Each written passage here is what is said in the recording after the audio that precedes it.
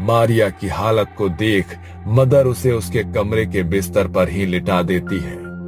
ओह Jesus, इसका हालत बहुत खराब लग रहा है। इसे यही आराम करने दो, होली वाटर इसको ठीक कर देगा। अगले 2 दिन बेहद सन्नाटे में गुजरे। मारिया ऐसे ही बिना कुछ खाए पिए, बिना एक भी शब्द बोले अपने बिस्तर पर पड़ी रही। 2 दिन बाद उसने टूटे फूटे शब्दों में पानी मांगा। मदर के कहने पर मारिया को पानी पिलाया गया। मारिया अब थोड़ी सामान्य सी नजर आ रही थी। ऐसा लगता था कि जैसे जो भी बुरी शक्ति थी वो वाकई में उसे छोड़कर अब जा चुकी है। मारिया की ऐसी हालत देखकर मदर एग्नेस ने प्यार से उसके सर पर हाथ फेरा।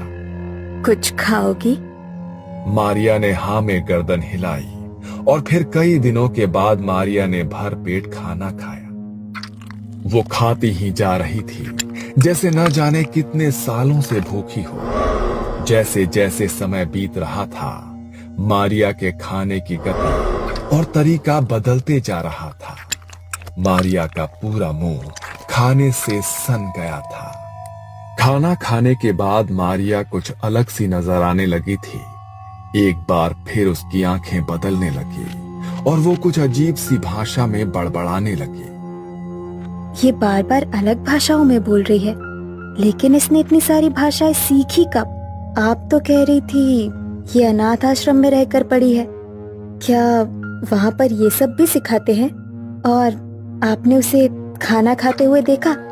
ऐसा लग रहा था जैसे कोई इंसान नहीं, जानवर खा रहा हो। मुझे नहीं लगता ये अपने होश में है। इस समय जो कुछ भी कर रही है ये उसके अपने बस में नहीं है। इससे पहले कि कोई कुछ कर पाता, मारिया एक बार फिर से नॉर्मल हो गई थी। ऐसा लगता था अभी कुछ देर पहले जो भी हुआ उसे उसकी जानकारी ही नहीं है। मारिया का स्वभाव गुजरते समय के साथ अजीब और अजीब होता जा रहा था। मदर एग्नेस और फादर स्टीव समझ गए थे कि मारिया को संभाल पाना उनके बस का नहीं है। मारिया को शुक्रवार तक यहाँ पर ही रखना होगा। उसके बाद फादर एडमंड ही कुछ कर सकते हैं। 3 दिन बाद शुक्रवार को फादर एडमंड वहां आए और देर रात सबके सोने के बाद एक्सोर्सिज्म यानी कि मुक्ति की प्रक्रिया शुरू की।